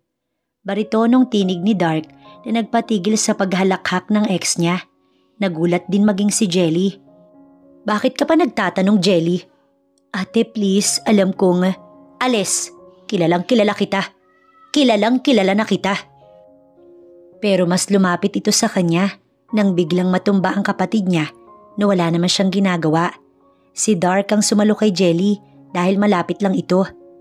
Hindi mo naman kailangang gawin sa akin yun, ate. Humihingi lang naman ako ng tawad dahil hindi ko alam na narito ka pala. Akala ko kasi talaga nasa ibang bansa ka. Pero bakit kailangan tapakan mo yung paa ko? Umiiyak nitong usal. Itinayo ito ni Dark at nakita niya ang paghawak ni Jelly sa braso nito. Mas nadagdagan yata ang galit niya dahil sa nakita. Mukhang alam niya na kung sino ang puntirya nito. Napahalakhak si Jasmine. Bravo! Magaling na artista ka talaga. Hinila niya ang palad nito at itinulak patungo sa asawa nito. Isa ka talagang walang kwentang kapatid. Ayaw na niyang magpigil, hindi na ngayon. Bakit mo ginawa yun sa asawa ko, ha? Walang iya ka talaga. Aambahan sana siya ng sampal ni Javen nang isang kamay ang dumaan sa gilid niya at maagap na hinawakan nito ang leeg ni Javen.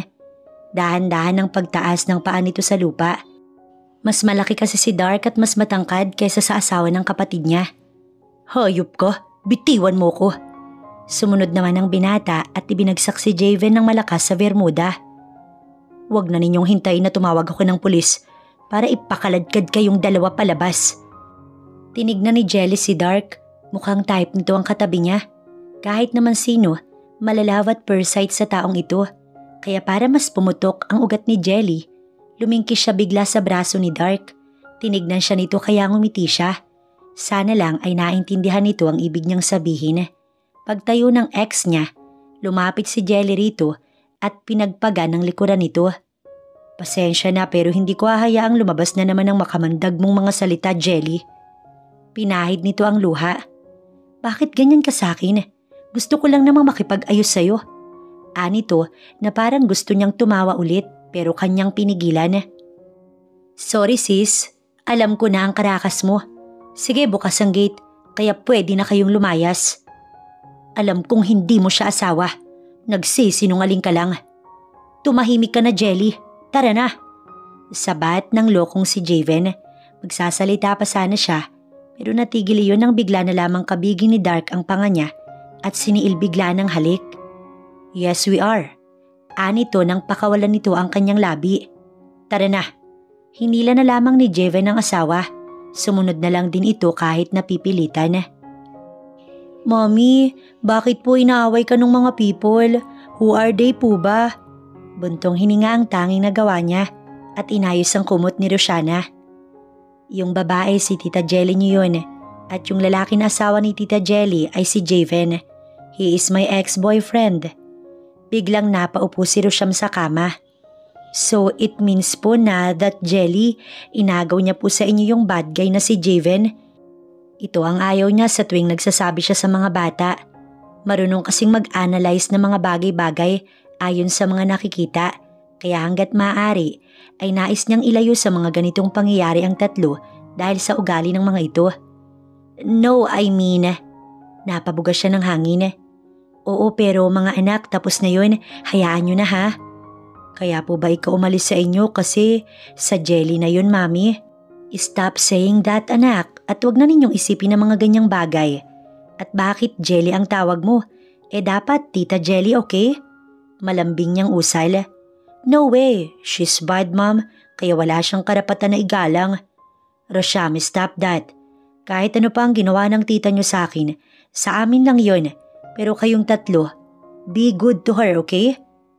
At isa-isa niyang tinitigan ng mga ito. Tumahimik si Rosham, maging ang mga kapatid nito ay natahimik. Sige na, kailangan niyo nang matulog. Humiga si Rosham at pumikit na rin. Inayos niya ang kumot ng tatlong anak at isa-isang dinampian ng halik sa noo. Tsaka niya pinaandar ang lampshade at pinatay ang ilaw. Good night mga anak. Good night, Mami. Ngumiti siya nang marinig ang tinig ng tatlo. Nang makalabas ng silid ng mga bata, hinilot niya ang sentido. Bakit yata sunod-sunod ang pagpapakita ng pamilya niya? At pansin niya kay Jelly na parang ito'y nanghihina. Pero kahit na, talagang plastic pa rin ito. Akala mo ay talagang totoo. Nagpapaawa na lagi naman itong ginagawa noon. 1 o 2 beses siyang naloko, kaya hindi na iyon mauulit. Sana lang talaga ay tigilan na siya ng pamilya Dahil nananahimik na siya, kaya bakit pa nagpapakita ang mga ito sa kanya? Para ano? Para ipamukha ni Jelly na nakuha na nito si Javen? Wala siyang pakialam dahil kung noong halos magbigti siya dahil sa lalaking yun, ngayon ramdam niya sa sariling wala na itong halaga sa kanya. Ni katiting man lang, pagsisisi na lang ang natira kung bakit niya minahal ang lalaking yun. Dinah, gising ka pa? Matulog ka na rin, mag-aalas 10 na. Paglabas niya ng silid ay nasa kusina si Dinah. Nakangiti pa ito habang nakatitig sa cellphone na hawak. Dinah, ulit niya sa pangalan nito. Ay sus, para itong nakakita ng multo dahil sa gulat. Ate, sorry hindi kita napansin. Sabi ko matulog ka na rin at gabi na. Ano ba yung pinagkakaabalahan mo? Napangiti ito at saka ito tumayo. Wala po, picture lang ng jowa mo ate. Anong jowa? Anong jowa ang sinasabi mo dyan? Ngumiti ito at napatili rin habang palapit sa kanya. Tignan mo te, ang gwapo-gwapo ni Sir Dark, di ba? Naka-zoom ang picture nito na nakapolo ng itim. Mukhang pictorial sa magazine. Di ba? At ang macho pa ate, bagay na bagay kayo te. At nang ibalik nito sa original size ang photo, ganoon na lamang ang gulat niya nang makita ang tiger tattoo sa kaliwang braso nito. Biglang namilog at kumabog ng mabilis ang kanyang puso. Imposible. Napatakip din siya ng bibig dahil sa sobrang gulat. Ibig sabihin, si Dark ang ama ng mga anak niya. Dahil sa nakita ni Jasmine, ay nakigaya na rin siya kay Dinah na isearch ang mga photos ni Dark at talagang may tattoo nga ito sa braso. Hindi niya alam kung ano magiging reaksyon. Ngayong napatunayan niyang ito nga ang nakasama niya sa kama 7 years ago. Hanggang ngayon ay shock pa rin ang kanyang utak. Hindi na makapag-isip ng maayos dahil sa nalaman. Nagdadalawang isip din siya kung itutuloy pa ba ang taping sa company nito dahil kapag ganun ay baka malaman nito na anak ni Dark ang mga bata. Ayaw niyang paasahin ang mga bata dahil baka masaktan lang ang mga ito. Isa pa hindi naman sila magkarelasyon kaya ayaw niyang basta-basta na lamang ipaako kay Dark ang triplets. Hindi siya ang klase ng babae na porkit nalaman niyang ito ang ama ng mga bata, agad-agad niyang ipapaalam. Tsaka hindi naman siya desperada kagaya ni Jelly. Kung nakaya niyang buhayin ng 3 na siya lang, pues makakaya pa rin niya yun at wala siyang sasabihin na kahit ano kay Dark. Matapos ng klase ng 3 ay umattend pa siya ng meeting. Miss Anshero, ikaw lang yata ang nakikita namin na umaattend ng meeting ng triplets mo. Nasaan ang asawa mo? Nang palabas na siya ng classroom ng mga bata, lumapit ang 3 mga mami rin na kagaya niya. Mga mamahali ng bags ng mga ito, maging ang mga suot ay pusturang-pustura. Sa bagay, private school kasi ang paaralan kaya marami talagang mga mayayamang nanay. Sanay na rin siya. Sa tuwing a-attend kasi siya, ay itong mga mahaderang mga mami ang palagi niyang nakikita at nakakasalamuha. He is a busy man kaya wala siya rito. Nagtinginan ng mga ito at tila may kung anong naiisip.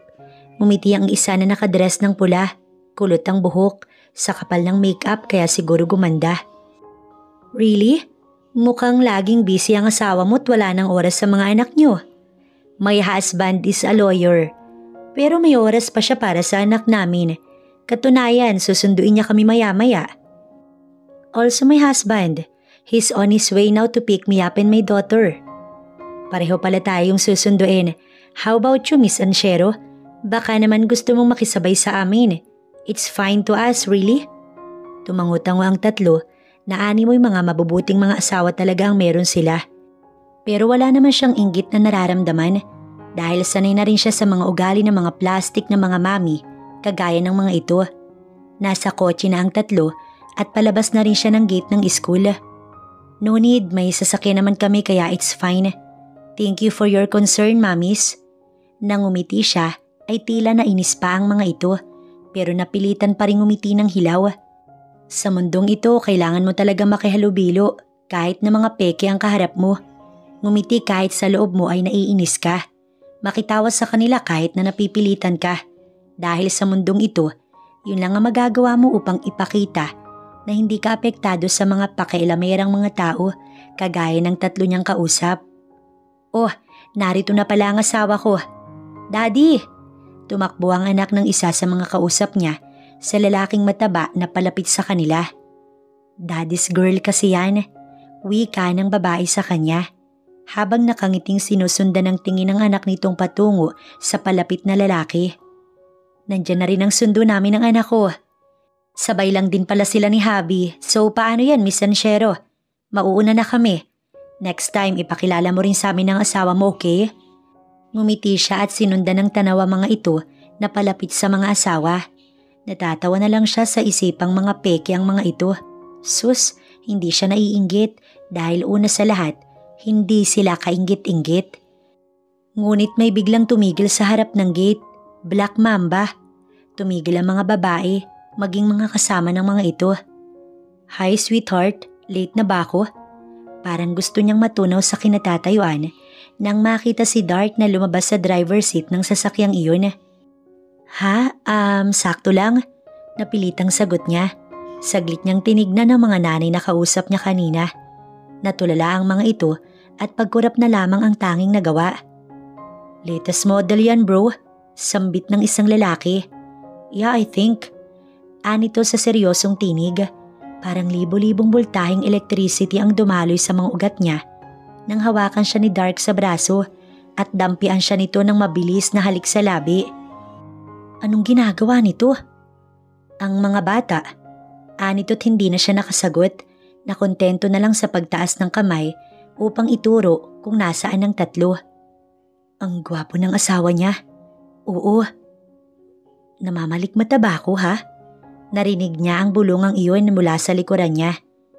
Kung saan man galing si Dark o kung ano man ang ginagawa nito rito at kahit nakadalawang halik na rin ito sa kanya ay ayos lang, at least naisalba siya nito sa tiyak na chismis.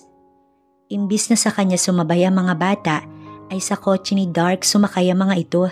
Tumawag si Dinah. Sa bahay daw pala galing ang binata at ang sinabi nitong nasa school siya at ang mga bata. Dumiretso ito roon. Kaya naman pala. Dapat ay sila lang ni Rochelle ang pupunta sa taping ngayon. Ngunit dahil sumabay ang mga anak niya kay Dark, kaya wala siyang magagawa kundi ang tumuloy na lang sa kumpanya nito. Ngayon kasi ang unang araw ng sabak ni Rochelle para sa isang komersyal. Wow, ang laki po ng company mo, Tito. Papasok na sila ng building. Naroon lang iyon katabi ng mall na pagmamay-ari din pala ng pamilya nito.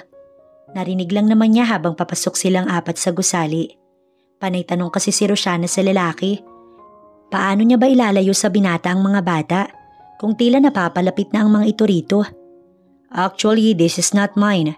This company belongs to my grandpa. He is the owner. At ako, I'm just the assistant of him. Mangha ang tanging makikita sa mukha ng mga bata. Hawak nito si Roshane sa kanang kamay at si Roshana naman ay sa kaliwa. Nasa likod lang si Rosham kaya minadali niya ang lakad para makasabay ito at saka hinawakan din sa palad ang panganay. Lagi na lang itong nasa likuran niya ever since dahil dalawa lang kasi ang kamay niya. Pero ngayon ay nahahawakan din niya ang palad ng nag-iisa niyang binata. Ganito pala ang feeling na may kasama.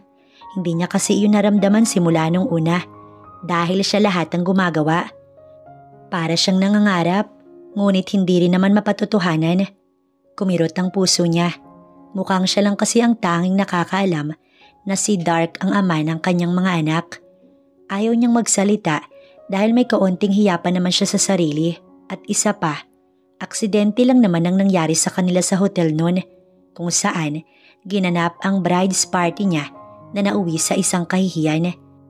Pero kahit ganun, nagpapasalamat pa rin siya dahil kung hindi sa ginawa ni Jelly, naikasal siya ng tuluyan kay Javen na isang walang kwentang lalaki. Halos hindi na matahimik ang dalawa niyang babae. Panay kasi ang tanong ng mga ito na sinasagot naman ni Dark. Nagtatawanan pa habang naglalakad. Sa tuwing tumatawa ito, nawawala ang mga mata.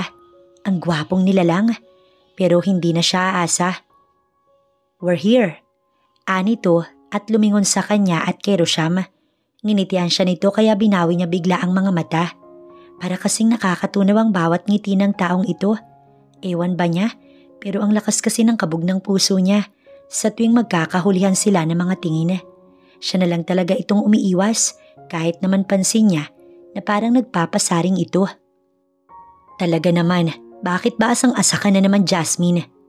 Pinukaw niya ang isipan sa pag-iling-iling. Why, Mommy? Pilit siyang umiti nang magtanong si Rosham. Nothing, sweetie. Sumakit lang yung ulo ni Mommy. But don't worry, I'm fine. Pagsisinungaling niya. Let's go, Mommy. Nasa loob na po sila. Sigunda nito at hinila siya papasok sa isang silid.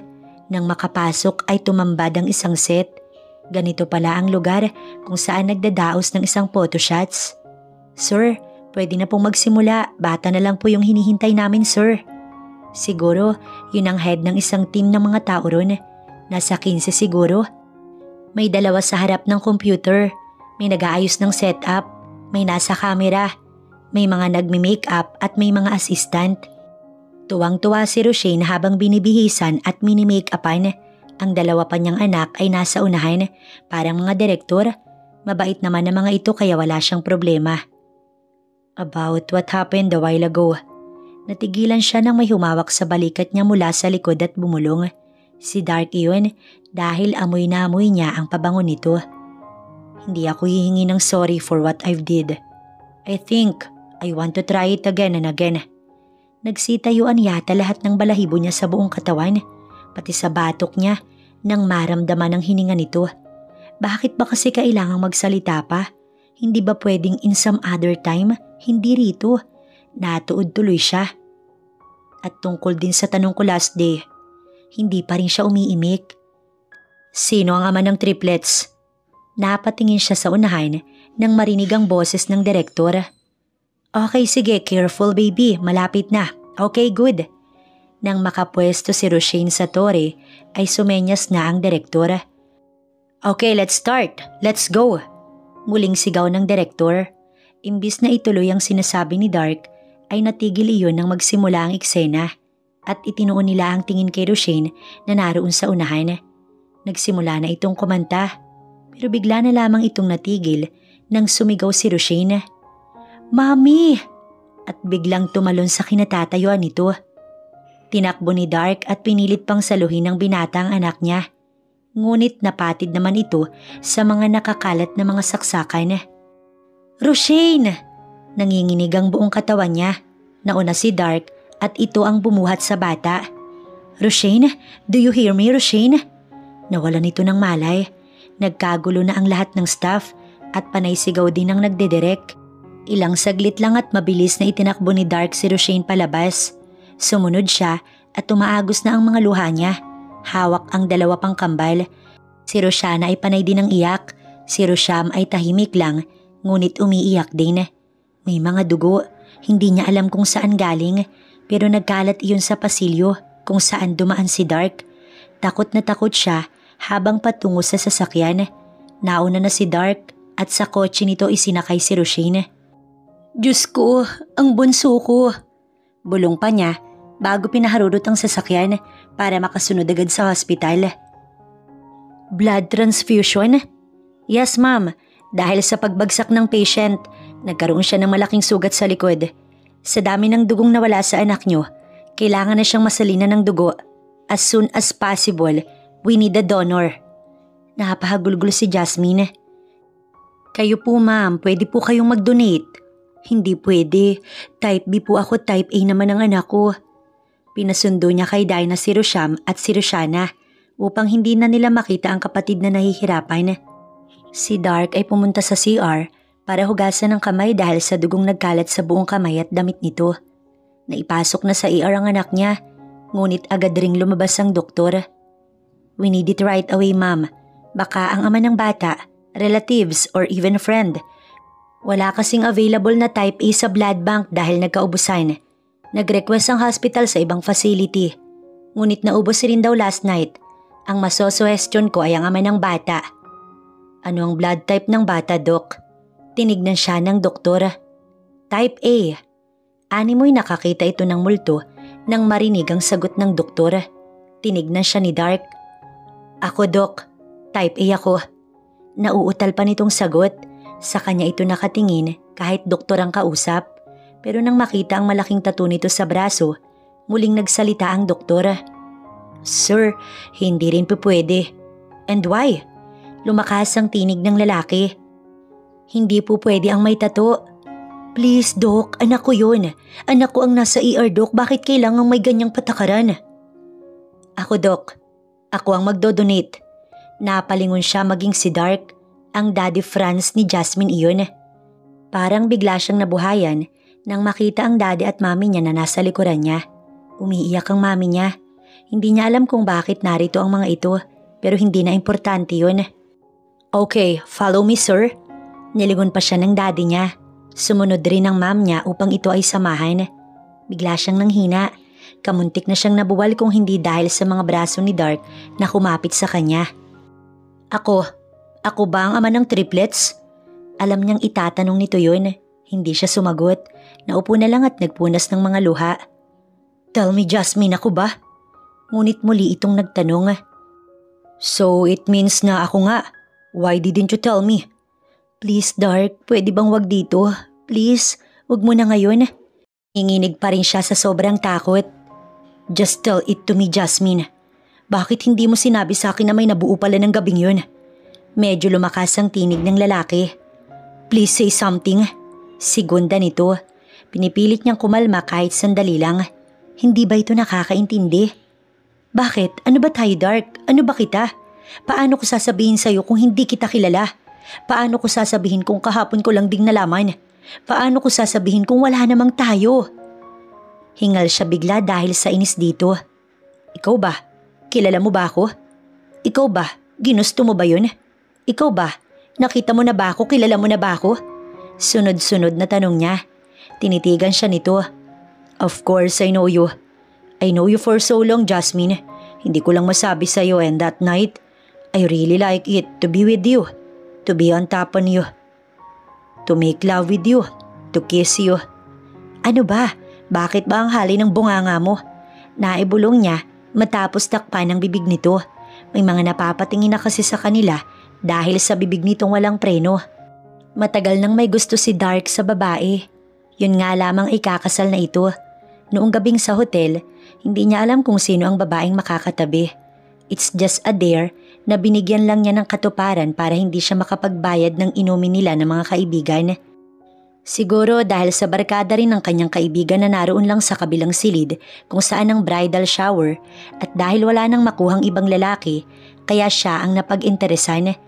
Nung unay ayaw pa niya pero nang makapasok sa silid at makita ang napakagandang babae, hindi na siya lumabas. Yun ang crush niya. At naroon ito sa kama at siya na lamang ang hinihintay.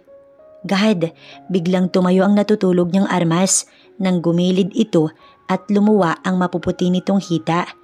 Dahil sa epekto ng alak at ng kung anong gamot na inilagay roon, hindi niya na makakontrol ang sarili. Nagulat siya nang malamang berhen pa ang dalaga. Siya ang nakauna rito kaya nagalak ang puso niya. At itinuloy ang nais kahit wala pa sa katinuan ng dalaga. Ngunit hindi niya na naabutan ng dalaga. Madaling araw ay wala na ito sa tabi niya. Gayong ang mga kasama nito ay tulog na tulog sa sala. It was a dream come true pero bigla ring napawi nang hindi niya na makita ang babae. Pero after a year, nakita niya itong muli sa mall at ang anak nito ay isa sa mga contestant. He is really shocked nang mapansing magkamukha sila ng bata. Maging ang lolo niya ay nagsabi rin, umaasa siya at pilit inalam ang address ng babae. Pero nang makita niyang binubuli ng kung sino ang babaeng mahal niya, gusto niyang bugbugin ang taong iyon. Gusto niyang baliin ang mga buto. Ngayon niya lang ulit nakita tapos sa ganoong paraan pa. Handa na rin ang DNA sample niya. Buhok na pasimple niyang kinuha sa ulo ni Roshane. Pero dahil sa isang aksidente, hindi na nahintay ang DNA result at nalaman niya na kaagad. At dahil sa nangyari sa bunso nila, lahat ng staff na naroon sa aksidente mananagot sa kanya. It was a fake snake, laro ang ahas na akala ng anak nila ay totoo. Kahit siya nang makita niya iyon ay para talagang totoo. Dok, kamusta po siya? Tumayo siya at lumapit sa doktor. Nakaidlip si Jasmine sa upuan kaya hinayaan niya na lang muna. The patient is stable now, sir. Lilipat na siya sa room na kinuha niyo para sa pasyente. Napawi ang kaba niya at nakipagkamay sa doktor bago ito tumalikod. Maya-maya ay dumating din ang ama at ina ni Jasmine. Ang anak agad ng mga ito ang tinignan na nakaupo, natutulog habang nakasandig sa pader. Please, alagaan mo si Jasmine para sa amin. Sambit ng ama nito. Kayo na ang magsabi sa kanya niyan, sir. Nayo ko ang lalaki. Alam naming marami kaming pagkakamali. Sana mapatawad niya kami. Ang kapatid niyang si Jelly ay patay na. Nakita namin kayo kanina sa entrance kaya sinundan namin kayo rito. Nagulat siya. Yun yata ang babaeng pumunta sa bahay ni Jasmine last day. Bakit ho? May cancer siya at nataningan na ng doktor ang anak namin. Kaya siya ang pinapaboran namin dahil kaunti na lang ang itatagal niya sa mundo. Patawarin sana kami ng anak namin. Hinawakan nito ang kamay ng asawa. We need to go. Baka makita niya kamit magalit siya sa amin. Hindi na siya sumagot at hinayaan na lang makaalis ang mga ito. Kaya pala, nang makaalis ang mga magulang ni Jasmine, ay ginising niya ito. Let's go. Nailipat na ng silid ang bunso natin. Nakangiti niyang usal sa babaeng kakadilat lang ng mga mata. Is she okay now, Dark? Kamusta? Maayos na ba siya? Ngumiti siya ulit at niyakap ito ng mahigpit. Yes, she's stable now. Salamat sa pag-aalaga mo sa kanila. And I'm sorry kung ngayon lang ako. Natuod ito pero hindi naman nagprotesta. Halika na. Nang marating nila ang silid ni Roshane, ay doon niya na sinabi ang tungkol kay Jelly. At gano'n na lamang ang hagulgol niya nang marinig iyong lahat. Wala siyang ibang nagawa kundi yakapin na lamang ito ng mahigpit upang kahit papaano mabawasan ang paghihirap ng kanyang kalooban. I'm sorry. Bakit hindi niyo man lang sinabi? Bakit hindi niyo sinabi sa akin? Hagulgol ang pumuno sa St. Peter Chapel kung saan nakaburol ang katawan ni Jelly. Patawarin mo kami, anak. Si Jelly ang may kagustuhan nun. Ayaw ka na daw niyang idamay sa mga kasalanan niyang ginawa sa'yo. Patawarin mo siya, anak. Wala rin kaming magagawa dahil may taning na rin ang kapatid mo nun. Hindi na namin nasabi dahil umalis ka na. Patawad, Jasmine. Patawarin mo kami ng daddy mo. Nayakap na lamang siya ng mga magulang dahil halos hindi na siya makahinga sa sobrang pag-iyak niya. Iniwan lang niya saglit ang anak sa ospital at dumalaw rito. Hindi pa kasi pwedeng lumabas ang bunso niya dahil sa susunod pa raw na linggo. Si Dark ang naroon. Si Roshama at Roshana ang kasama niya ngayon. Tahimik lang ang mga ito habang nakikinig. Alam nila ang nangyayari dahil sinabi niya kaya hindi na nagtatanong ang mga ito. Bukas ang libing kaya sumaglit siya rito. Nasaan si Javen? Aniya nang makahuma. Hindi namin alam. Hayaan mo na ang gagong yun dahil wala namang iyong ginawa kundi pasakitan ng kapatid mo. Naikuyong niya ang kamao dahil sa sobrang galit. Makita lang niya ang hayop na yun talagang mababangasan niya. Marami pa silang pinag-usapan at nakapagpatawaran na rin. Masaya ang magulang niya nang malamang may 3 na palang apo ang mga ito. Dediretso na sila sa hospital matapos rito. Sana lamang maging payapa na si Jelly kung nasaan man ito. I'm sorry, Jelly. Sana masaya ka na kung nasaan ka man ngayon. Isang kandila at tulips flowers na paborito nito ang inalay niya sa libingan ng kapatid niya. Mommy, let's go. Ngumiti siya bago nilisan ang bahaging iyon. Nagmamadali na kasi ang apat at magmomoling daw sila. It's Sunday kaya family day. Sobra ang galak ng mga bata nang malaman nila na si Dark ang daddy ng mga ito. Ano pa ba ang hihilingin niya? A family? Meron na siya noon. A man? Yes, meron na rin siya. Ang lalaking walang preno ang bibig. 1 buwan na ang nakalipas nang mawala si Jelly at makalabas ng hospital si Roshane. Sinubok talaga siya ng panahon. But in the end, love wins, sabi nga ng iba. Oo, nagulat din talaga siya nang umamin si Dark na crush daw siya nito. And how about her? Of course, gusto niya rin ng lalaki. Siya pa ba ang mag-iinarte? Napakagwapo ng taong yun. Tara na. Nakasakay na ng kotse ang 3 at si Dark na lang ang naiwan sa labas ng sasakyan at siya ay hinihintay. Sige, tara na. Ngumiti siya. Hinintay niyang buksan nito ang pinto pero batok niyang hinawakan nito at inilapit sa mukha nito. I really love you, sweetheart. Malambing na wika nito at isang masuyong halik ang kasunod nun. I love you too. Bunganga mo ha, baka magkamali ka na naman. Aniya, hinapit siya nito sa bewang bago idinikit sa katawan nito. Ang landi-landi talaga ng taong to. Gabi-gabi hindi talaga siya nito pinapatulog. Siguro ihilang ang pahinga niya. Ayaw sana niyang may mangyari sa kanila bago ang kasal. Pero dahil talagang hindi siya nito tinatantanan, kaya ayun, umuwi na sila ng mga bata sa mansyon nito with dark grandpas. Napakasaya ng matanda dahil sabi nito ay isang apo sapat na, pero 3 kaya sobra-sobra ang galak nito. Pwede na nga raw itong mamatay, pero wag naman muna dahil talagang nag-e-enjoy talaga ang 3 sa pagmamahal ng kanilang lolo. Every other day kung hiramin ng mga magulang niya ang 3. Nag-aagawan ng 2 angkan sa mga apo, kaya sabi ni Dark, dadagdagan na nila ng 10 para hindi na nag-aagawan pa. Aba, ang hirap kayang mga anak. Masarap gumawa pero mahirap magpalabas ng baby. Nasa toy store na naman sila, kaya iniwan niya muna ang 4 at pumunta sa women's department. Ngunit nakita niya ang lalaking kinamumuhian niya noon pa. May kasama itong babae. Nakahawak pa sa bewang ng babae ang loko. Nilapitan niya at kinalabit ito para humarap sa kanya. Jasmine? Gulat na gulat pa ito, pero isang malakas na suntok sa mukha nito ang pinakawalan niya. Kaya tumilapon ito at napaupo na lamang sa lapag. Kung ako sa'yo, miss, layuan mo yung hayop na yan. Dahil 1 buwan pa lang namamatay ang asawa niya, may iba na naman. Ano bang problema mo? Tumayo ito at itinaas ang kamao.